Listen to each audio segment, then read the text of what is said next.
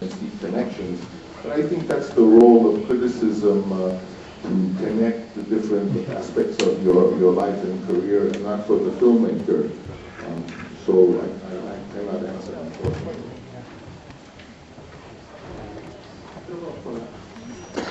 In this 10 years' time, your friends Steven Spielberg and Martin Scorsese.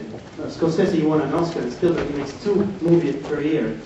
So what did they tell you when you told them about your movie, that you were going to come back behind the camera? Thank you. I did have the pleasure, in fact, the first people to see this film were all my colleagues, filmmakers, and they came, and it was a wonderful evening in a beautiful theater owned by George Lucas with an enormous screen, beautiful images, incredible soundtrack.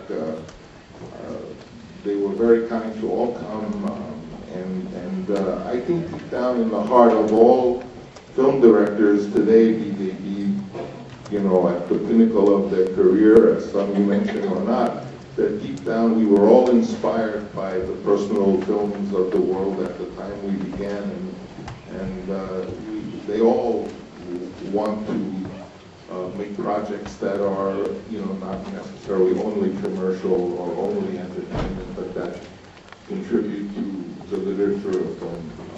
But this is my guess, you know. Io vedo moltissime mani alzate. Okay. This is Liz from Norman. It's an honor to see you here. Le realtà in qualche modo è lo specchio del fallimento, il tema insomma di questo film, e soprattutto anche un po' la dicotomia che ricorre nelle altre sue pellicole, un po' tra la realizzazione in qualche modo professionale, la realizzazione di questa genialità e invece i sentimenti, cioè se si può scegliere tra la parte della realizzazione professionale e quella invece personale, quindi i sentimenti e l'amore, la dicotomia tra arte e amore.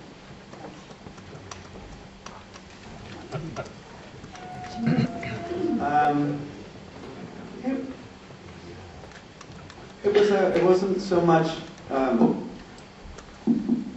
the beginning was that I was afraid of him. I was very scared to play the character. He's a very gentle and quiet man, you know? and to place him centrally in a story, someone he's so really. Like a mouse, to a certain extent, I think. I was worried, and I just fell in love with him. I thought I think he's the most wonderful man, and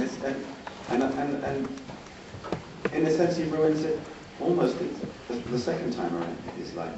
You know, he's just not very good at speaking about the things that maybe we should really be talking about most. You know, it's very. I find him a very complicated, rather beautiful man, who I didn't really understand fully, and I enjoyed him. He was a great guy. I'm very superficial. I haven't read all these books, so I wish you luck.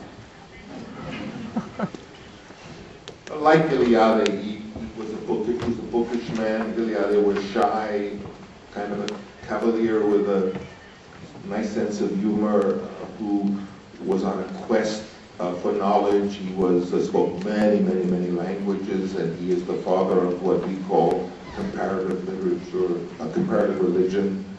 And I would imagine, in reading his memoirs and his autobiography, knowing people who knew him, he was very gentle. He was a professor, and I think when I met him for the first time, I had seen him do beautiful performances, but usually they were villains. And I asked him, I said, well, you know, why do you play so many?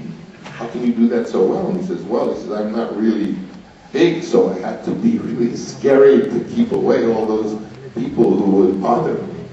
But when I talked further to him, I saw what a cultivated and really extremely intelligent person Tim is, and charming, and just in that first 20 minutes, I felt, oh gee, you know, he could play this lovable, shy professor, and I made the decision to cast him on that impression, because I had seen him really be powerful in films and frightening, but I had never seen the similar. And also, Tim was help on the film because he knows everything about filmmaking when he has directed film. And you know, when an actor knows everything about filmmaking, it can be a real pain in the neck because he knows everything you're doing. But in Tim's case, he was always helping me and saying, look, there's a shot over there, you could get that shot. And he's a wonderful photographer as well.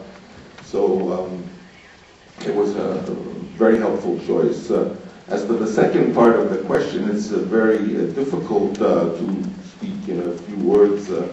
But originally I came to the project reading some thoughts about time and consciousness that were written by Eliade. And you know, time, we know that time is very well handled by film. You can do anything with time in a film. But consciousness was the more intriguing subject for me because it's often a filmmaker is limited and we say, well, how can we show the audience what he is thinking?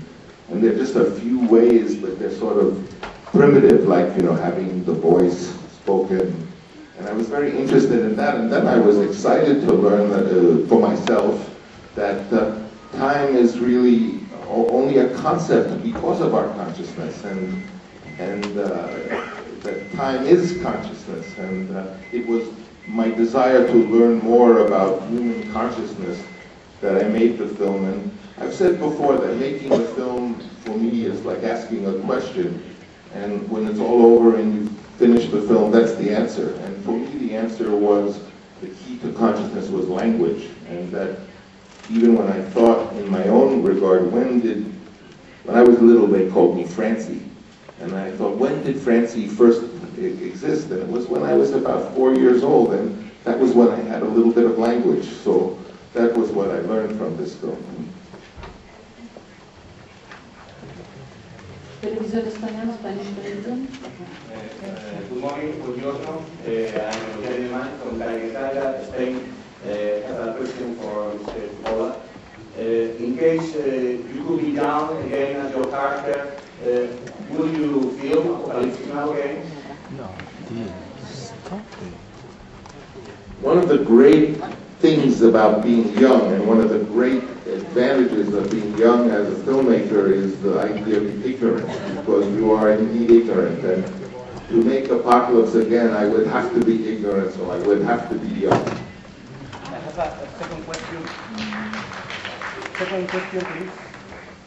For Screen International, hello, Sherry Denny from Screen International. For the director, first I'd like to compliment the film. It was very beautiful, and since it was so elaborate and complicated in the film, would you elaborate on some of the themes, particularly war and love? And also, could you share a word for your next project?